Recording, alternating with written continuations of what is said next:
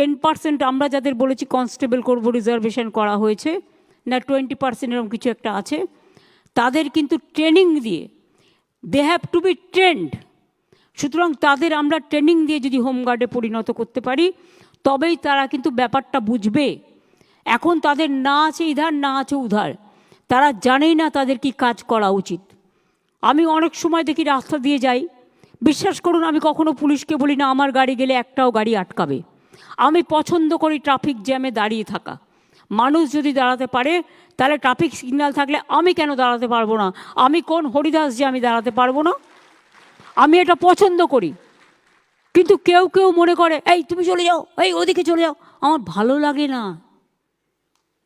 আমি বলতে বলতে ফেড আপ হয়ে যাই। আমি মনে করি গতি চললে, গাড়ি চললে তবে মানুষের গতি এগিয়ে যায়। একজন ভিআইপি যাবে বলে অন্য গাড়িগুলো বন্ধ করে দিয়ে মানুষের 1 ঘন্টা 2 ঘন্টা লেট করে দেওয়া, তাদেরও অনেক কাজ থাকে। মনে রাখবে আমরা গ্রিন করিডর করার প্রয়োজন পড়ে না যদি আমরা ঠিকমতো এটা করি। কোনো ভিআইপি জন্য গাড়ি বন্ধ থাকবে না। অনলি একটা আমার মনে হয় যেটা ক্রসিংগুলো আছে, ধরুন একটা গাড়ি যাচ্ছে ইম্পর্টেন্ট, 2টো ক্রসিং, ওই ক্রসিং দিয়ে ঢুকে যাতে অ্যাক্সিডেন্ট করে দিতে না পারে।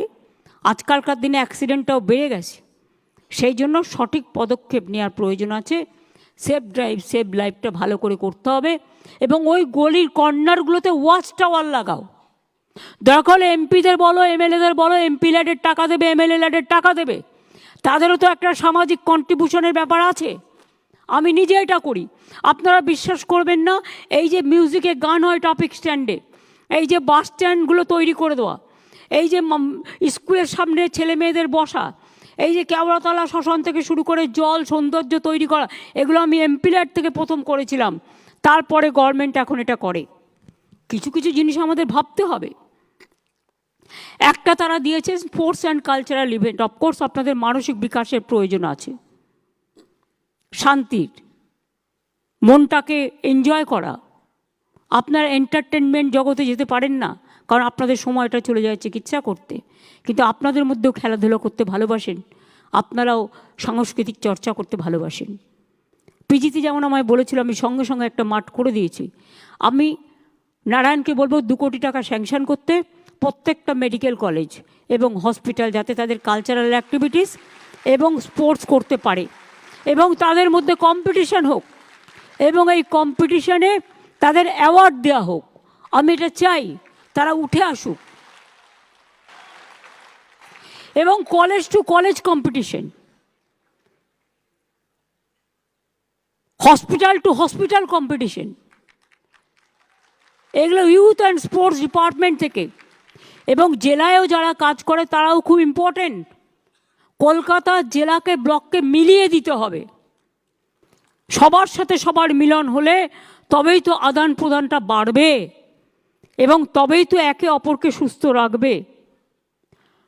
ইএসআই কর্পোরেশনের ডাক্তারদের কিছু গ্রিভ্যান্সেস আছে, এটা আমি নারায়ণকে বলবো সিএসের সাথে কথা বলে এটা দেখব, আমরা নিশ্চয়ই দেখব। কোনো ডিসক্রিমিনেশন আমরা কখনোই ভাবতে পারি না। একটা দাবি ওরা দিয়েছে বিএমওএইচদের ভিডিও সমান 1 মান্থ করার জন্য, সেটা আমি করতে পারবো না। 500 টাকা আমি করে দিচ্ছি। ওদের 1 মাসের দেওয়া হয়, এদের 500 দিনের, এদের 15 দিনের দেওয়া হবে, অর্থাৎ 15 দিনের এক্সট্রা তারা পাবে যারা বিএমওএইচ আছেন। আমি intern, house staff, post graduate trainee, post doctorate trainee সবার জন্য 10,000 টাকা করে বাড়িয়ে দেওয়ার ব্যবস্থা করলাম।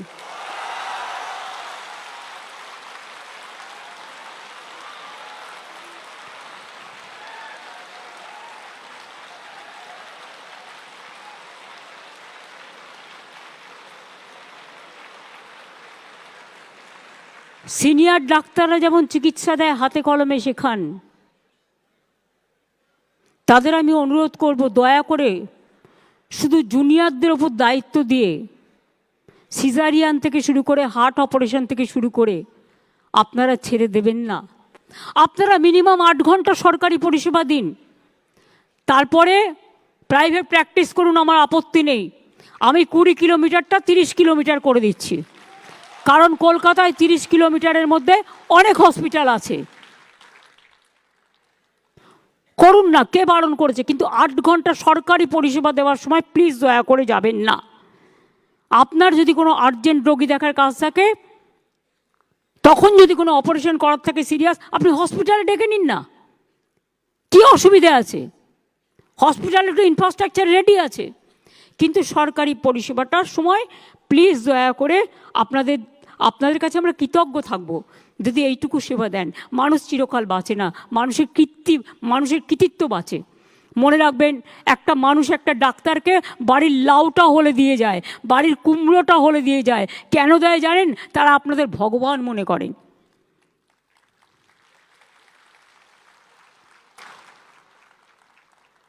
মেদিনীপুরে যে কেসটা হয়েছিল, নিশ্চয়ই নেগলিজেন্স ছিল, সেটা তদন্ত হচ্ছে। তদন্ত রিপোর্ট হাতে নেওয়া পর্যন্ত আমি কিছু বলবো না। জুনিয়র ডাক্তারদের কয়েকজনকে সাসপেন্ড করা হয়েছিল এবং তাদেরও পুলিশ রিপোর্ট নিয়েছে। হয়তো তাদের মধ্যে এটা ঠিক, তারা এখনও পাকাপোক্ত হয়নি, তাদের উপর ছেড়ে দিয়ে যাওয়াটাও ঠিক হয়নি। একতরফাভাবে তারাও সাসপেন্ড হয়েছিলেন। কিন্তু জুনিয়র ডাক্তাররাও একদিন সিনিয়র হবে, তাদের ভবিষ্যতের দিকে তাকিয়ে আমি জুনিয়র ডাক্তারদের সাসপেনশনটা উইথড্র করে নিচ্ছি।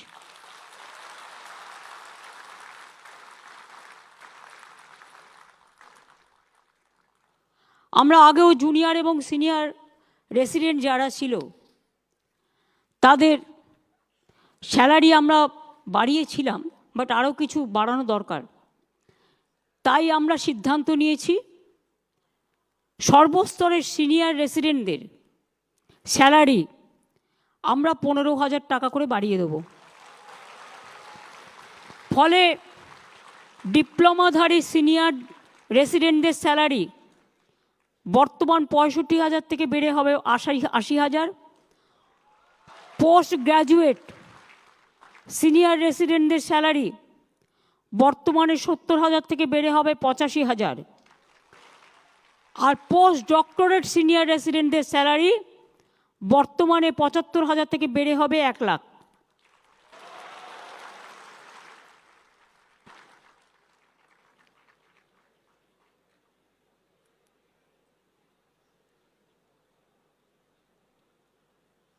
আর intern, house staff, post graduate training, post doctor training সবার জন্য 10,000 টাকা করে বাড়ানো হবে। সেটা তো আমি অলরেডি বলে দিয়েছি।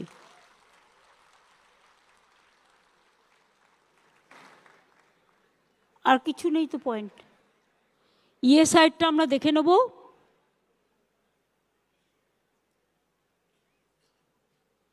রেসিডেন্ট ডাক্তার হয়ে গেল। প্রাইভেট প্র্যাকটিশনাররা রিকোয়েস্ট করেছেন, তাদের বারবার 4টে জায়গায় ডাকে। আপনারা আপনাদের অ্যাডমিনিস্ট্রেটিভ অফিসারদের পাঠান না, তাহলেই তো হয়ে যায়।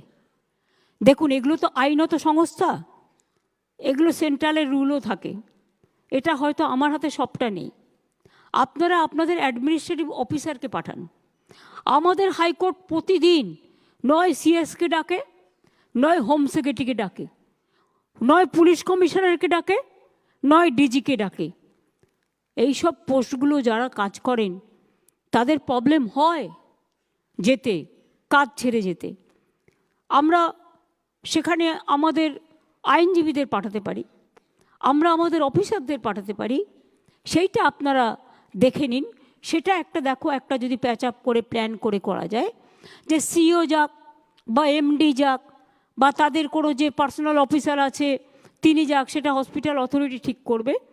তাতে ডাক্তারদের নিজেদের যদি ওদের কোনো কমপ্লেন থাকে নিশ্চয়ই রাখতে পারে, কিন্তু ডাক্তারদের ডাইরেক্ট ডাকলে যেটা ডাক্তারদের কাজও নষ্ট হয়, সেটা একটু মাথায় রাখতে হবে মানবিকতার স্বার্থে। কাজেই আমার মনে হয় আপনারা ভালো করে কাজ করুন, সুন্দর করে কাজ করুন।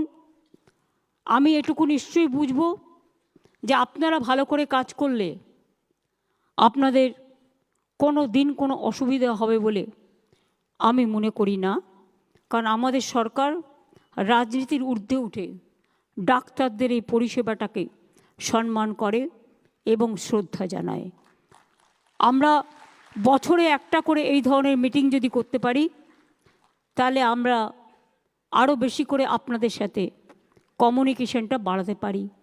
আপনারা এত সকলে এসছেন জেলা থেকে, ব্লক থেকে, সরকারি হাসপাতাল থেকে, প্রাইভেট হসপিটাল থেকে, নিচে থেকে ওপরে যারা বসে আছেন গ্যালারিতে, এবং তাছাড়াও যারা বসে আছেন আমার সেকেন্ড ফ্লোরে বা থার্ড ফ্লোরে, আমি সবাইকেই বলি আপনারা এসছেন কষ্ট করে।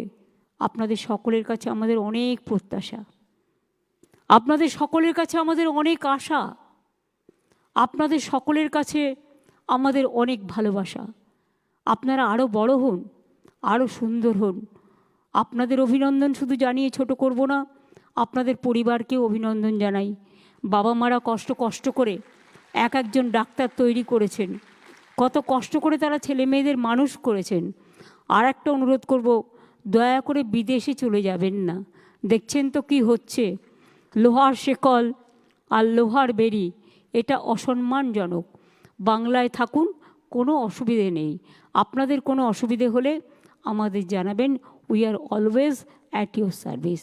আমি এটুকু বলে আপনাদের সুস্থ জীবন কামনা করে, ভালো ভবিষ্যৎ কামনা করে, আমি সৌরভ যোগী থেকে শুরু করে গ্রিভ্যান্সেস রিড্রেসাল সেলের সকলকে অনেক অনেক ধন্যবাদ এবং অভিনন্দন জানিয়ে আমি আপনাদের বলবো শুভ নন্দন।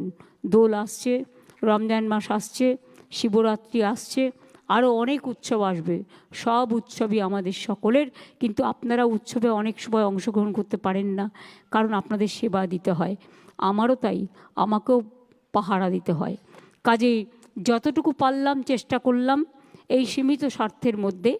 আগামী দিন যদি আবার আমাদের আর্থিক সচ্ছলতা বাড়ে, নিশ্চয়ই বাড়বে একদিন, যেভাবে ট্রেন্ড দেখা যাচ্ছে, Bengal have became the destiny of the industrial investment, এবং অ্যাট দ্য ইন্টারন্যাশনাল লেভেল এবং এশিয়া লেভেল। সুতরাং আমি মনে করি যে একদিন না একদিন আপনাদের আরও অনেক বেশি সুফল আপনারা লাভ করবেন। আর প্রিন্সিপাল যারা আছেন, সুপার যারা আছেন, তাদের কাছে আমার রিকোয়েস্ট থাকবে, অলওয়েজ নিজেরা দেখে নেবেন এসি মেশিনটা ঠিকমতো কাজ করছে কিনা, পিডব্লিউডিকে ডেকে নেবেন। কোথাও কোনো নার্সিং হোস্টেলে জল পড়ছে কিনা দেখে নেবেন। কোথাও কোনো অসুবিধা হচ্ছে কিনা মেয়েদের ওয়াশরুম নিয়ে দেখে নেবেন। কোথাও কোনো জায়গায় কোনো রকম প্রবলেম হচ্ছে কিনা, কোনো গ্রিভ্যান্সেস হচ্ছে কিনা। এখন তো সুপারগুলো সুপারদেরই করে দেওয়া হয়েছে, প্রিন্সিপালদেরই করে দেওয়া হয়েছে, chairman of the health recruitment committee. সুতরাং আপনাদের যা গ্রিভ্যান্সেস প্রিন্সিপালদের এসে বলবেন, এবং তাতে যদি কোনো অসুবিধা হয়, সিএস তো আছেনই, আপনারা আপনাদের অভিযোগ আপনারা জানাতে পারেন, নারায়ণকেও জানাতে পারেন এবং সিএসকেও জানাতে পারেন। আর নারায়ণ, তোমাকে আমি বলবো আরেকটু সিরিয়াস হয়ে, তুমি বিশেষ করে তোমাকে আমি 8-10টা আইএস অফিসারও দিয়েছি, ডাক্তাররাও আছে, তোমাদের মধ্যে কিন্তু একটা ডিফারেন্স অফ ওপিনিয়ন অলওয়েজ হয়। তোমরা নিজেদের যোগাযোগটা আরেকটু বৃদ্ধি করে, সুন্দর করে তোমরা ভালো করে কাজ করো। অনেক কাজ হয়েছে স্বাস্থ্যে, কিন্তু একটা দুটো কাজের জন্য কেউ আমাদের নামে বদনাম করে। আমার খুব খারাপ লেগেছিল যখন আমি দেখেছিলাম সুপ্রিম কোর্টে একজন, বলতেই পারেন তার নিজের কথা, তিনি বলেছিলেন বাংলায় হাসপাতালে নাকি একটু তুলোও পাওয়া যায় না। আমি খুব ব্যথিত হয়েছিলাম, তার কারণ সব কিছু আছে। আর একটা অনুরোধ করব প্রিন্সিপাল সুপারদের এবং যারা অ্যাডমিনিস্ট্রেশনে আছেন, এক্সপায়ারি ওষুধ, এক্সপায়ারি স্যালাইন, সব কিছু expiry medicine stock taking always করবেন 3 মাস পর পর, কারণ এটা হতে পারে 3 মাসের মধ্যে আপনার এক্সপায়ারি এটা শেষ হয়ে যাচ্ছে। আগেকার দিনে এক্সপায়ারিটা অনেকে বুঝতেন না। আমার মজা লেগেছে শুনে, আমাদের একটা ছোট্ট বাচ্চা পরিবারের 4 বছর বয়স, জানেন, আমাকে এসে একটা জিনিস আমি ওকে দিয়েছি, মানে ও একটা লজেন্স খেতে ভালোবাসে, আমি দিয়েছি, আমাকে বলছে এক্সপায়ারি ডেটটা দেখে নাও তো। ওইটুকু বাচ্চা 4 বছরের আমাকে বলছে এক্সপায়ারি ডেটটা দেখেছ। আমি বুঝলাম তার মানে আজকে বাচ্চারা কত সচেতন হয়ে গেছে। কাজেই সবাইকে অনেক ধন্যবাদ। ভালো থাকুন, সুন্দর থাকুন, সুস্থ থাকুন। থ্যাংক ইউ ভেরি মাচ আমাকে ডাকার জন্য। অনেক অনেক ধন্যবাদ সকলকে।